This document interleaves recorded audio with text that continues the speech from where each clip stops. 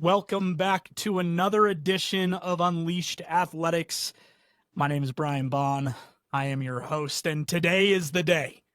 We have finally gotten here after 12 episodes of just hearing my voice, which if you like hearing my voice, you get to hear it some more, but today's the day where we finally bring in a guest. And our guest today is none other than Justin Dillard, a good friend of mine who I met through the baseball world.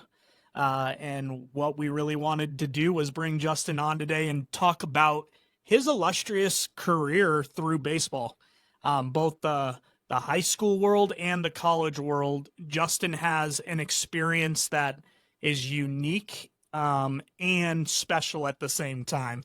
And really for you guys as guests or listeners today, I want you to be able to walk away being more informed of what college is like, understanding even the best have decisions to make along the way. And then finally that great friendships are made through the game of baseball or any sport for that matter. So with that being said, I want to introduce you to Justin Dillard. I asked him to just give a brief intro of what his career was like and talk a little bit about the sport he loves so much, baseball. So without further ado, our very first guest on Unleashed Athletics, Mr. Justin Dillard. Hey, Brian, how are you? Doing well. Thanks for making time for me today. Absolutely. First, I just got to say, big fan of the podcast. I love your voice. You bring in the heart and the humanity into sports when everything can become about winning and success, and how our drive towards that will push away the humanity in people, and you're putting it back where it belongs. So, yeah, thank you for what you're doing through this podcast. Thankful for the opportunity to be doing it, and thankful that you're a listener. I mean, I would be sad if my first guest didn't even listen to my show. Yeah, you know, it's funny. I'm my extent of experience in the baseball world now is through coaching my kids, my 9-year-old, my 13-year-old, which is different because a whole lot of my time, prior to this has been coaching other people's kids. So, but yeah, no, I feel very fortunate. I had better experiences than I deserved. So I feel really lucky about that. I played high school baseball here in Colorado. Got to win a state championship. Then I got to go to a JUCO that was a place that I'd always known about when I was a kid. And seeing some of the more successful Colorado guys, like Donzel McDonald and Todd West and why am I blanking? I know his brother's name. But the guys at Derek Hines that went and played at Yavapai in Arizona in the ACCAC. And I got to go there. That was a place I wanted to be there, and I got to go there. And then I ended up going to another school, finishing at Dallas Baptist University, which go Patriots. They're currently ranked number 10 in the nation. And they're just a fun part. They're a fun program to be have been a part of, and the way that they keep us a part of it as well. So, like I said, I feel very fortunate to be able to go to the places I got to.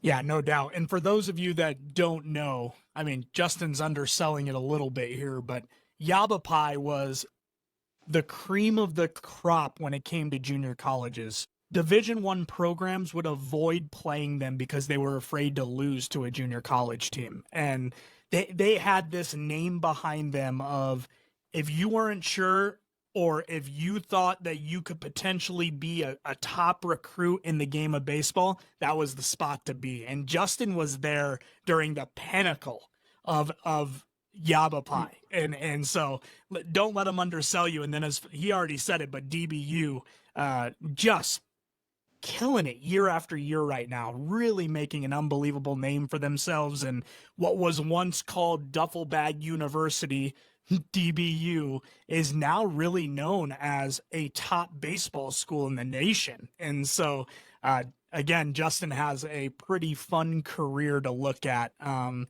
But Justin, let's get into it a little bit, because you end up going to a different high school late in your high school days, and you end up winning a state championship, and you kind of knew that you were going to win a state championship when you went there. Am I right in saying that? Yes, mainly because this is before some transfer rules were put into place. But like I think 7 out of our 9 starters were all transfers, and we played fall ball and summer ball through clubs together. So we knew that we were where we stood as far as talent in the state, and then we just decided, hey, we should just all go to the same place, and lo and behold, we were able to have some success there. So And what an important point to make to that.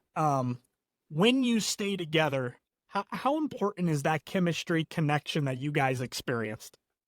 oh yeah, one, the chemistry, but it's also the coming through the shared experiences. Like we've traveled around the country and we played top competition, and I mean things have changed a lot now where there's so many academies and stuff. Like yeah, there are good ones and elite ones and everything else, but all in all, it's way more depleted and spread out than it used to be.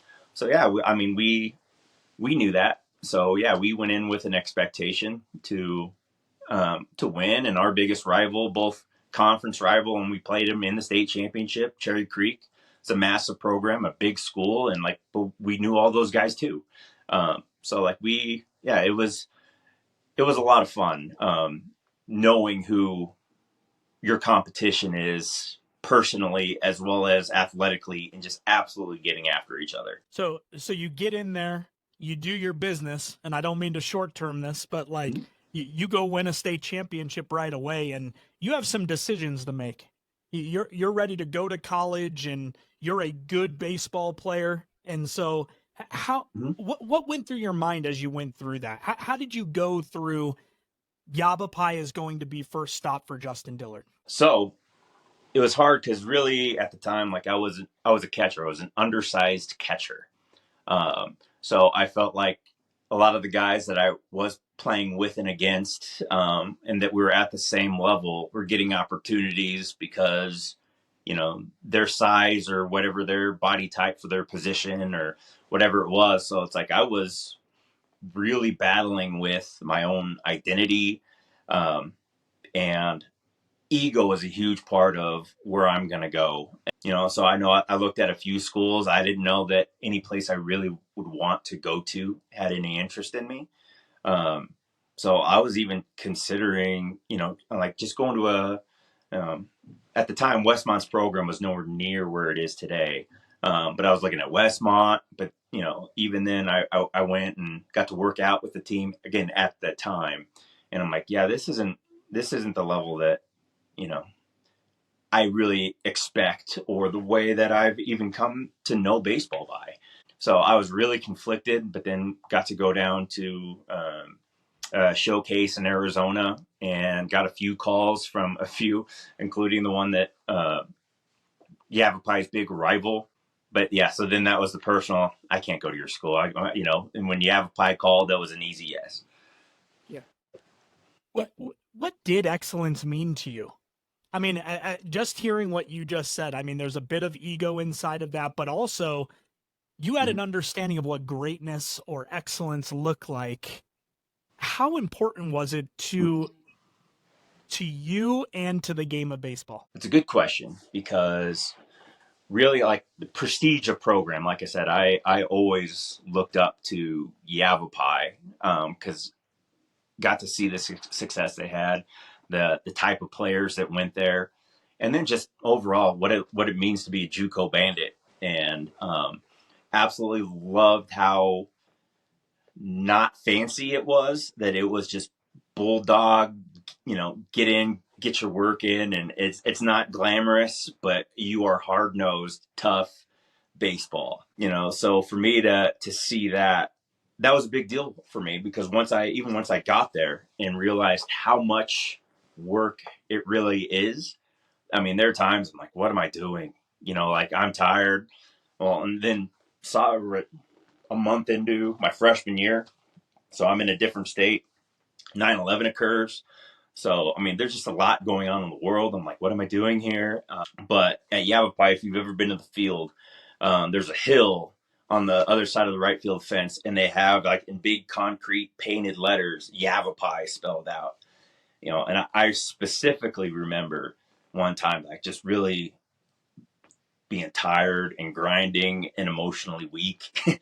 And we're warming up and stretching, and I'm on the ground stretching, and I turn and I look and I see Yavapai on the hill, and I'm like, I'm a Yavapai. Like bootstrap it a little bit. You're here because it's tough baseball, so be tough. So it was finding a program that maybe not even so much fit into who I was, but who I wanted to be. Like that's the kind of guy, the player that I wanted to be. So that was the program for me. Man, that's well said too. Couple things you hit on there. We're gonna backtrack just a little bit. You mentioned it was kind of a bulldog school, and man, if you don't know what junior college baseball is all about, I will tell you what. I told Justin prior to the show beginning, I was terrified of junior college baseball. It absolutely freaked me out because you would go and these coaches would sell you not necessarily on their school, but they were actually selling you on how they were going to get you to the next level, whatever that might be. It could be D2, it could be D1, whatever that might look like. And when you hear the schedule that you are going to be on, it is daunting. If you liked baseball, but you didn't love baseball, you might not last the first semester in a junior college. And by the way, the academics may be like questionable at times. And that's not to knock on junior colleges. It's more so to say you're there to do a thing, and that thing was baseball. Would you agree with all that, Justin? Yeah, that's what I loved about it. So like I wasn't a great student in high school. So JUCO was a great fit for me academically because I got to go there and get healthy. Like really learn how to manage academics. So yeah, and I got my GPA to a place where it was respectable.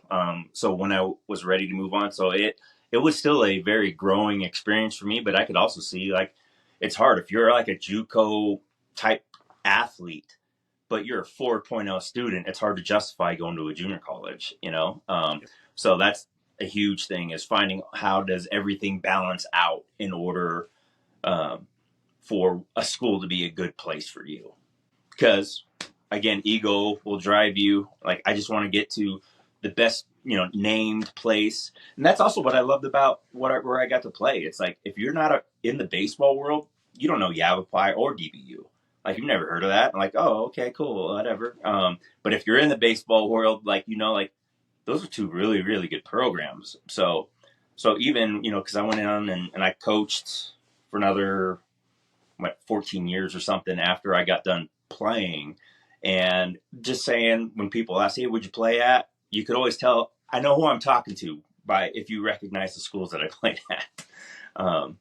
But yeah, back to what was your original question? The JUCO being well, just agreeing with all that was said of like, it is a grind and you are there to play baseball. While academics is still occurring, it is not on the threshold of importance. Yeah, in fact, so the schedule, I love. So we would stock up our schedules in the fall, so it'd be a little heavier, credit wise. But we were on the field from the first day of school through, Thanksgiving break, and we come back and do conditioning for a couple of weeks. But then we're back like the first week of January, right back doing baseball again. Like so, we're the NCAA. They have rules on how many hours you're allowed to be on the field as a team, and like, yeah, we have no restrictions. So honestly, that's where I got to go. I learned how to play baseball at Yavapai. Like so, they were about. I mean, I left there with an understanding, like a PhD understanding of the game, that like you can't trade. But when we come into the spring, because for non-conference stuff, we would do mainly double headers on Tuesdays and Saturdays. So we couldn't have, and we traveled, so we couldn't have classes on Tuesdays.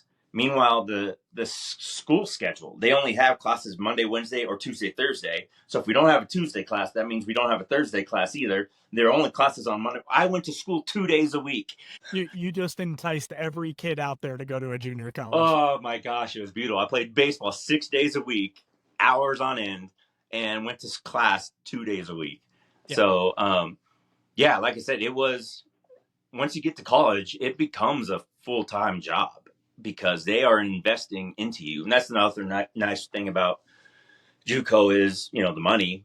It's way cheaper. So, and I'm really getting rid of the general education out of the way at pretty much for free before I go into a 4-year school. Because once you go into, at least in the NCAA, they only have 11.7 scholarships to spread out between the 40 of you or however many your program carries. So yeah, that made a big difference too. Well, let's go backwards real quick. You said Yavapai is where I learned to fall in love with the game. Mm-hmm. So tell me more about that, because kids today think that they're in love with the game, that they know the game, that they experience the game. What did you learn there that really made you go, I didn't even know what this game could provide or what I was missing within my own game? Yeah. And I guess that's the hard part for all of us. You don't know what you don't know. So you know more than what you used to know. So you think you know it all. And just based on talent in high school, you can blow past, and put yourself above people just because of the gap in talent. Once you get to college, everybody's like you. Like very rarely is there somebody that just steps in and they're just a superstar from the beginning. Not everybody's Christian McCaffrey. But yeah, so that's what's hard. So if you don't love the game, I'll say it this way: love always has to come before discipline. So what work you should be doing in the weight room, in the cage, in the doing all the things to put yourself, your diet, your everything, what it takes to be a high level athlete. You're not going to like all of that. But if you love the game, that's part of it. So then you learn to love that too. And that's what weeds out a lot of people. It's like, man, I want to do that because really I found my identity, in a sport. And now I need this level of program to feed my identity. And now I'm here and realizing maybe that's not me. And now I'm doing all this work. I don't know if it's going to pay off at all. And I don't know if it's worth it. Yeah. So, and it's not like in high school, you could have a super over the top discipline program. It's not like college. You can have your private hitting instructor, you can play on the best team, traveling around in the summers, and you could do all of that stuff, but it is different, especially in JUCO when you get there. And it is, man, we're grinders. Nobody is watching us. We are going to learn to do it and learn to do it right. So with that much time, like us going through bunt defenses, base running, and understanding what happens in the game, like your mechanics, your swing is not the game. Your swing's your swing, but in JUCO, it's like you got to have a competitive edge to you, or else you're not gonna last. You'll get literally beaten up. Right? Say that again. That's on your own team, right? Oh yeah. I don't think people understand that it's cutthroat at the next level. Like, yeah. You're not just trying to better yourself. You're fighting for a position daily. And once it gets taken away, you might not get that shot again. Yeah.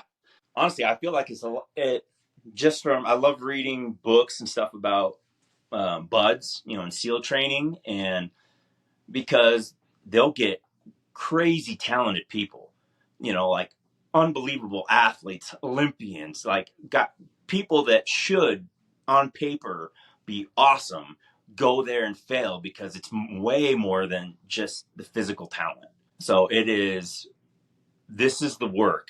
Are you willing to do it? If, and then with, at least at Yavapai, the coaching staff was, I'm going to tell you how this is. I'm going to show you it.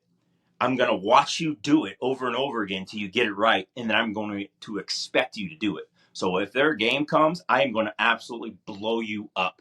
because I know you know how to do it and you didn't, and Right. and that's fair. I'm like, yeah, you've put that into me.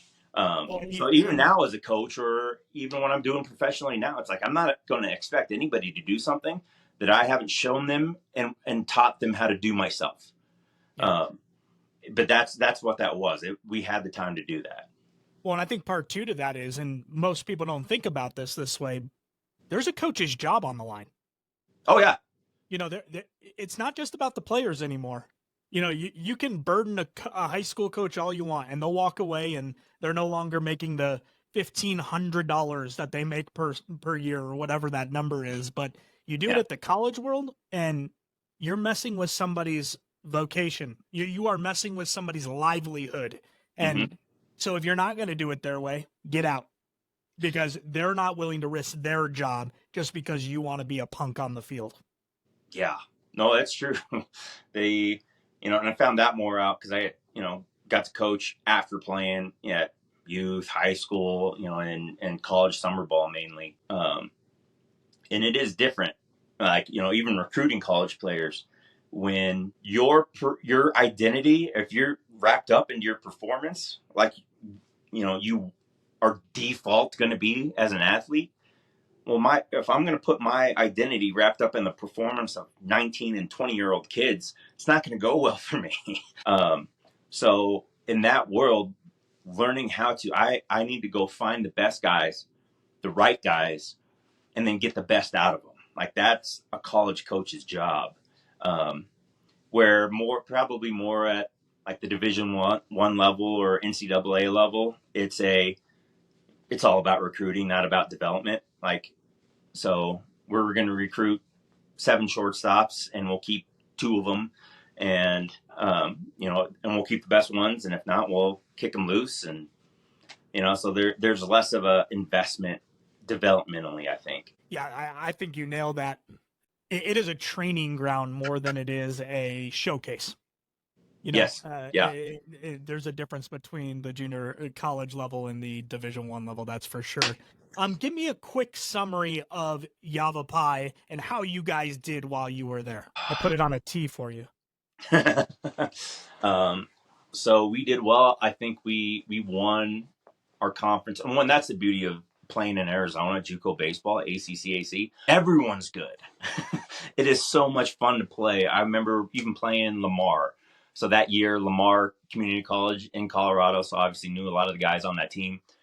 They came down for their spring break, and I think they only lost 2 games that year, and they were both us, and they were really tight games. In fact, I was the player of the game, one of them, and I didn't even log an official at bat. I got a walk, and then no, hold on, yeah, I walked, scored a run, I hit a sac fly to right field, and then I, yeah, got a push bunt squeeze in. So I was responsible for 3 runs. So I was 0 for 0 with 2 RBI and and a run Big scored. time. But honestly, that's the kind of baseball it was too. It was like the little things, or what's going to be the difference in this. So it's just not going to, hey, we're going to be 2 heavyweights just throwing blows until one of us falls down. It was really like we're playing this out, like in the way that, again, we're playing the game. So yeah, which was a lot of fun. But so like Lamar, like we were the best competition they saw all year, and like everyone we played was like Lamar. That's what I loved about Arizona. But yeah, being at Yavapai, having that kind of just that culture of the JUCO culture, and we're kind of the edgier reputation of that. In fact, my freshman year, we had a bench clearing brawl that was not like most brawls. Like, I don't know how many you've been a part of. You go out there, you grab one guy by the shirt, and there's talking, and that's kind of about it. Like, you go out there, and it was like a scene. I felt like I was in like Braveheart. We're running out, and there's people crashing. Like, my sense of time went away. I had no idea. Like, everything slowed down. It's probably a traumatic experience for me. But it was insane, and really it was 100% our fault, because that was the kind of attitude and edge that we had. And then we got put on notice, and then lo and behold, we have another deal where it was our fault, and their bench comes out, and we're like, "What are we? Are we? Can we go out there? What do we do? Because they'll cancel our season." But it's like, yeah, that's the line we wanted to walk. That we're not going to get. You may win, but we're not going to get beat. That's But well yeah, said. so the Yavapai just meant that to me, and hey, we're going to play the game right. And it was good for me, even though, like, obviously being size mattered. Like I was, referring to before, I was kind of an undersized catcher, but I went to Yavapai, and I'm like, where do I add value if I'm not going to be the stereotypical, So it's like, as a catcher, I still was top two in stolen bases. I'm like, I'm not going to strike out. So my two strike approach, like, I put balls in play. Like, if I'm not going to be as huge of a power threat as I was maybe in high school, I'm going to be a hard out. And I was going to be a base hit bunter. I'm going to make the defense move even if nothing's happening. Like, you have to play me differently. So that was good. That they showed me, here are your strengths. How do we let you be you and have that add value that this team needs? So that also taught me how to really be an actual team player as well. Yeah, that's well said too. I think people want to be the same person they were in high school, and you can't. You have to be the person they need you to be. Yeah. Whether that, I mean, the game's changed a lot. Small ball, you going 0 for 0, like, people would be like, he's not playing next game. Yeah. But today, like, if you're going to be the power guy, you better be a power guy, but you better do it their way. And it's something that kids are being taught the opposite of. They're being taught by their private coaches or their high school coaches or their club coaches that if you do it this way, all coaches will love you. And that's just not true. That's not true. You need to be adaptable and you need to be able to be flexible. And I actually think that's the best way to get on the field. Absolutely. That person that can do it all, a little bit of all. You don't have to be the best at all of the categories, but if I know you can lay down a bunt, you can hit a double, and you can hit a home run every once in a while, you're dangerous. I'm going to find a way to keep you in the game. Yeah. But if you're striking out, popping out, and watching strike 3 often, I have a place for you as well. And you're not going to like where that place is. Yeah. So yeah, exactly. Like, how can you be consistent, and again, the value that you add, your upside, but also your downside, like how is that playable or not? And whether or not you can recognize it. A lot of people don't love to recognize their failures. So if I said, Justin Dillard, during your playing time, what were you worst at as a player? What would you say? So yeah, I was a doubles hitter, but I hit a fair amount of home runs in high school. But even then, like, when Yavapai, that whole league's a wood bat league. So, like, yeah, I hit 1 home run at Yavapai. But I also hit like 438 my freshman year in limited at bats, and then I think 360 on my 2 years there. Because even then, a lot of the outs that I did make, they were base hit bunts that I was trying to base hit bunt that ended up being a sack bunt if they were able to throw me out. If they weren't able to throw me out, then I'm 1 for 1. I'm either 1 for 1 or 0 for 0. So, But generally speaking, I mean, you would say you weren't a power guy, right? Yeah. You had the ability to be a power guy, but they wouldn't have recognized you as a power guy. Yeah. Right. And that's my story too. When I got to college, every person around me was hitting the ball further than me, longer than me, higher than me. Right. So I had to learn, like, how do I get 2 bases instead of their 4? How do I get doubles that score runs every time I'm up to bat? And you had to change your articulation of what you knew yourself to be versus what you were going to be for this team. And that's what people need to be able to do when they go to the next level of, it's okay that I'm not this, but I better be good at these other things over here. Yeah. Like, you got to figure out, anybody knows what it's like to be the guy. Yeah. And that's, I think, what high school doesn't do justice to some of the athletes. It's like, yeah, if you're better than everyone else, your private hitting coach tells you this or that. And it's like, yeah, if I show up and I'm hitting, you can't take me out of the lineup. and that's just at the next level. That's not how it works at all. Yeah. Well, because they got 3 more that can do it too. Exactly. Yeah. Cool. So, Yavapai comes to an end for you. You have to start making a decision on what's next for you. How does DBU come into the conversation? And again, if you're just joining, that's Dallas Baptist University. So yeah, that was a by accident, really. So Fair. just to give you an idea, there's several schools, some bigger name schools that like, or I'm originally from Los Angeles, so I was talking to UCLA, like that was like, I wanted to go back to California and play there. And UCLA, like you don't have to be a baseball guy to understand. Yeah, I played at UCLA, and like everyone knows, like, oh, okay, I know UCLA. So I was talking to them. I was talking to Louisiana Lafayette, I think, which was like right after they had gone to the College World Series. And I knew, like, so the recruiting coordinator at DBU at that time was Chris Novichu. So, and Nabi's a Colorado guy. So when I was at Yavapai, honestly, I just like getting, the recruiters call you pretty regularly and just checking in and all that. So I like talking to Nabi because we could be like, hey, this guy, or just, having somebody with some familiar, or I worked out with his younger brother, when I was in high school, and just, we played had the same high school coach, even though he's older than me. And, Yep. but yeah, I just like talking to him. So I kept talking to him. And then but at the same time, like I had no really understanding of things. So like, I remember my assistant coach, he's like, hey, did you fill out that packet for Coastal Carolina and send it back? I'm like, nah, I haven't yet. He's like, you may want to do that. Like, what are they, like D2 or something? He's like, no, like I didn't know that Coastal Carolina is also this perennial powerhouse, so it's like a lot of that was ego. Like, so, or even then there's some, D2 schools, some other places like, yeah, I probably could have had a really good experience there too. I could have gone to like an Azusa Pacific, like that's good baseball. It's a good school. It would have been a good fit for me. But yeah, I had extra visits to go on because you have so many. I don't even know what the rules are now, but you have so many where the school will pay to fly you out, put you in a hotel, show you around, and do the whole thing. So I had an extra one of those. So, and then Nabi's like, hey, I want to get you out here, look at the campus. I'm like, okay, it's free little vacation, and went to Dallas. And once I got there, I started looking around, and like, you know what?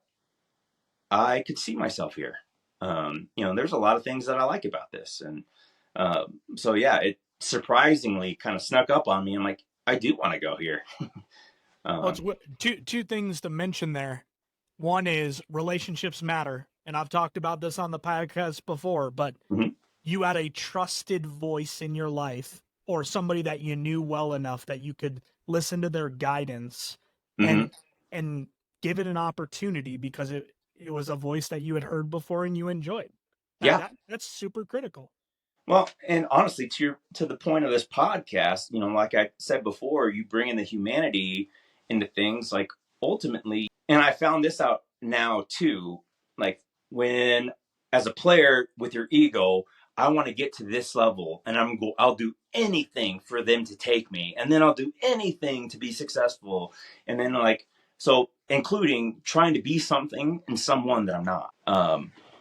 Where they're, talking to Nabi, going out there, I knew that he cared about me, so going to a place where it's like, hey, I want to go someplace that wants me there. Like, so I've been passed over for like special projects here or there, like now, and I'm glad I had that experience. I'm like, yeah, I don't want to be on a team that does not want me there. And that's okay. That's not bad thing on them or even on me. It's just that I want to be in the right place, not the Well, best place. that was the second part to it, I think, is your words were, I could see myself here. And I don't know if players do that enough. They sell Mm-hmm. themselves on the place that they're going, but they rarely sell myself to that place and say, this Yeah. is my home. This Yeah. is where I need to be. This is my home. And so what ends up happening is you go to a school because of the big name or because they just went to the College World Series, as you alluded to earlier. Hmm. And now you feel lost because you're stepping on a campus that doesn't feel like it's home to you. Yeah. And that, So, yeah, go ahead. yeah. And then you really are bending your own, yourself and who you are to try to be a part of something or try to fit in somewhere you don't fit. Like, it's okay that it's not a good fit. You don't have to be there. It's not, you're not lesser by going to what you view as a lesser school or program. That's not always the case by name. Yeah. Well, and it's scary when you do things like that because your career can come to an end that quickly. And I when know it that. does, and you're on a lonely campus because it doesn't feel like home to you, Hmm. man, do you feel lost quickly. And not that I would ever wish that on anybody, but if you don't have that in the back of your head, watching college basketball scares me to death right now because you see somebody go up for a layup and the AC blows out, ACL, excuse me, and you Hmm. just go, is that it?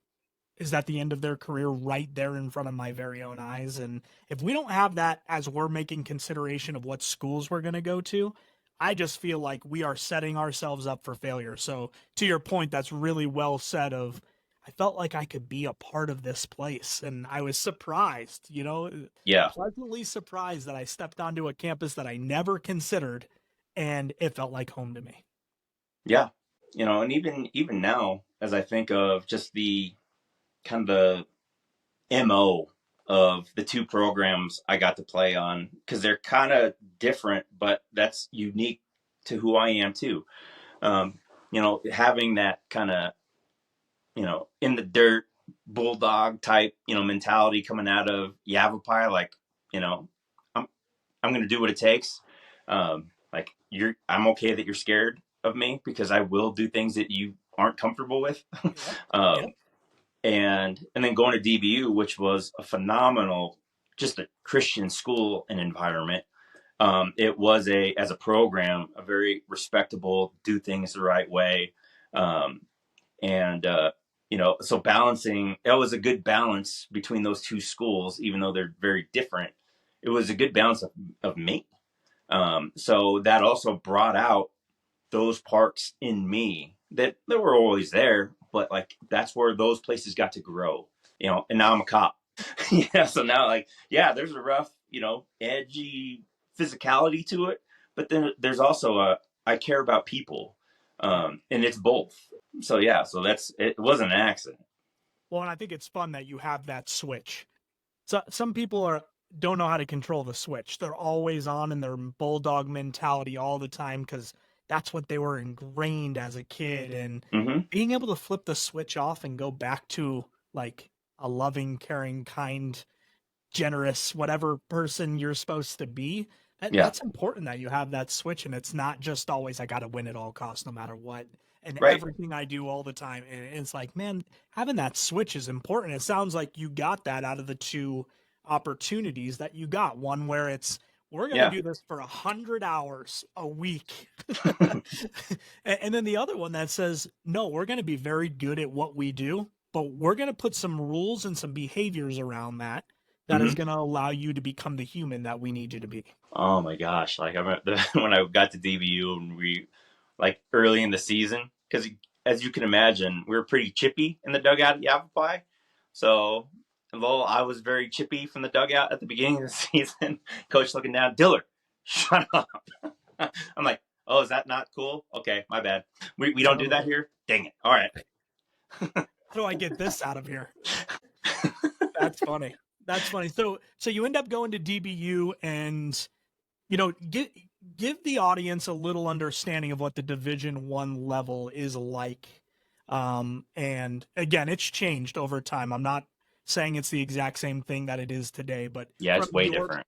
yeah, from your perspective, you got to the D1 level after playing a grinding, really high level baseball at the JC level. Give them an understanding of what the Division 1 level was like.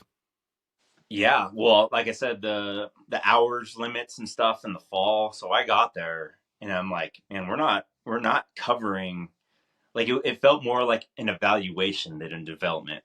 in the fall.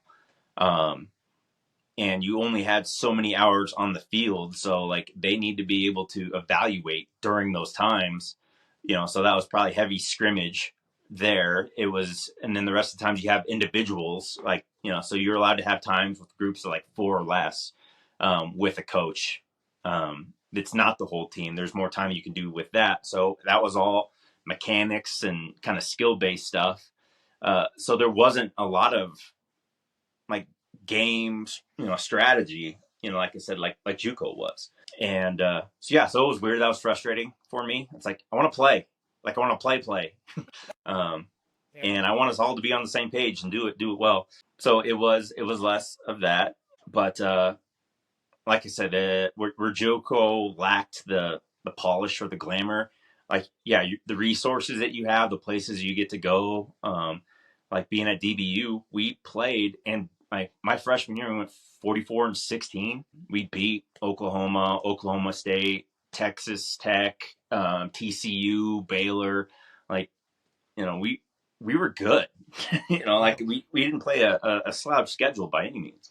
It's like, going to some of those programs and seeing some of that, knowing like the history of the guys that have played there before. And, so you get more of the, what am I doing here kind of moments. But it wasn't, the baseball, if Yavapai were a 4-year school, I would have stayed there because I love playing there. And DBU was good. I love the guys. Actually, the relationships I have with the guys from DBU are vastly more than the ones I have at Yavapai. Because part of that too was we were on mission with something that was more than just baseball. So that's probably part of it too, or a huge part of it. But so I don't know, but it was definitely different. You mentioned playing Oklahoma, Texas, all these other schools. Were you prepared for that? Like, did the lights ever hit you too hot? I don't know. I mean, going into some, it's hard not to be intimidated. Going into some of those places, or even now knowing like some the people that we played against, like, so there was a puffing of the chest. I remember we went and played UT Arlington, and this weird dude gets in during batting practice before the game, and he's just like, I'm like, what in the world? And he's just a spaz of a swing. And I even said from the dugout, trying to like show my place in the world, I'm like, somebody is getting paid to let this guy hit that way. That guy was Hunter Pence. He was better than me. My goodness. I'm like, oh, okay, I get it. All right. No doubt. Was I prepared for that? I don't know. But I would also say that having those experiences prepared me for what I'm doing now. Like it's like going into some of those places and you have your hecklers, the student section, and they're there.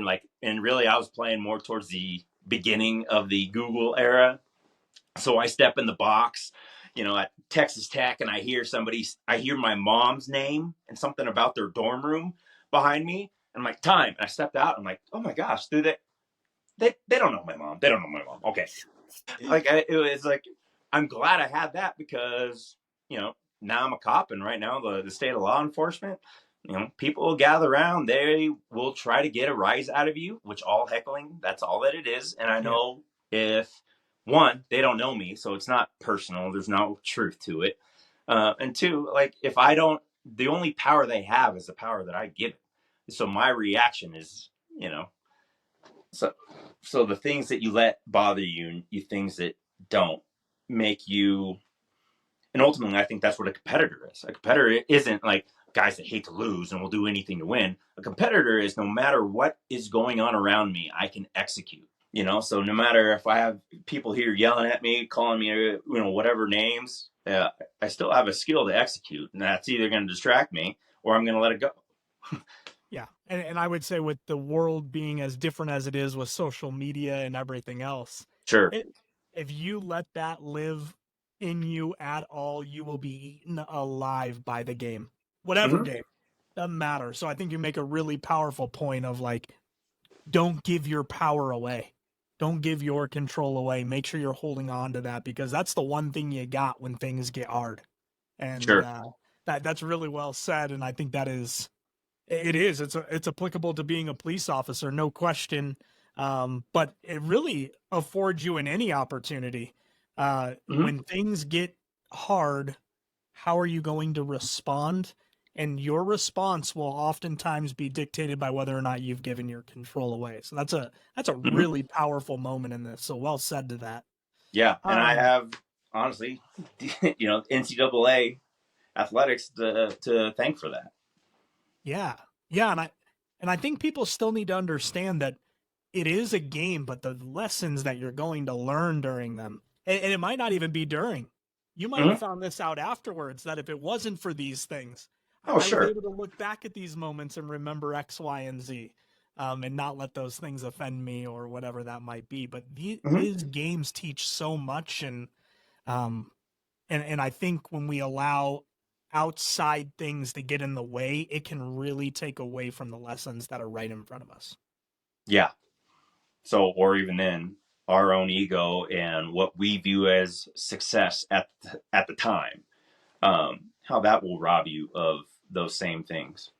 Yeah. Yeah, that's really good. Um, Key takeaways for the audience from your perspective. So, what is your favorite part of being a part of college baseball? What is the thing that you would tell the audience of like, don't miss out on this? Don't miss out on being a part of the program. Like, what is this program about? Because whatever that is, I I want to fit it, and I want to be the poster child of it. So that is in my control, no matter of talent or not. To go there and just really, and I wouldn't have thought of it this way at the time. Like I said, even the balance between the culture at Yavapai and DBU, that's definitely hindsight. But to the point of, yeah, I could see myself here as like what this place stands for. I want to stand for too. And I was lucky enough to find programs that were successful on the field. Um, so I got to be a part of elite level programs. So as far as work ethic, attitude, all that doesn't go away. You're training that. So on the other side, if you're choosing a toxic place, you're not doing yourself any favors. You're training yourself how to do it wrong, really. So yeah, find those places and then just really lean into it, because the the purpose of you becoming the poster child of what the program stands for is so you can be a good teammate and bring the other guys with you, along with you, to get the best out of them. That's what a good teammate is. If you're in the right spot, then you can get the best out of all the guys around you. And you can't get the best out of them if you suck yourself. So there's no better accountability either. So don't miss that, because now, um, in law enforcement, you realize I was lucky enough to be a part of elite level teams. Some people never get that opportunity, and and that shows, and that's not their fault. That just means in order to get the best out of them, there's a lot more work to do. Yeah, yeah, Sorry. that's so good.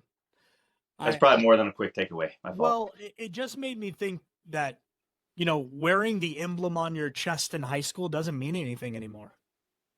But at the No. college level, it means everything. Like they they stand in belief in who they are and what they do. And Yeah. it's a forever thing. Like I love Hmm. looking at Texas A&M, and I'll be brief in this cuz we're getting long on time, but Texas A&M, they have their traditions as a team, and then they have a traditions as fans as well. And you throw two balls in a row, and you're going to hear about it, and you're going to hear about every ball that you throw after that, and they're going to keep chanting it through everything you do. And and there's just something about a stable culture that makes you want to be a part of it. No different than Yeah. Apple, no different than Nike, no different than you name the brand that you love. But Hmm. that same thing should be true when you choose a college or a university. You should be choosing based off of what you believe in, what you could be a part of, and how you could wear it proudly on a daily basis. For sure. That's so Uh, good. That's well said. Knowing yourself, like, this is who I want to be. Is this place going to bring that out in me and build that up? or is it going to distract from it? Yes. Final thoughts from you, Justin. Baseball's fun.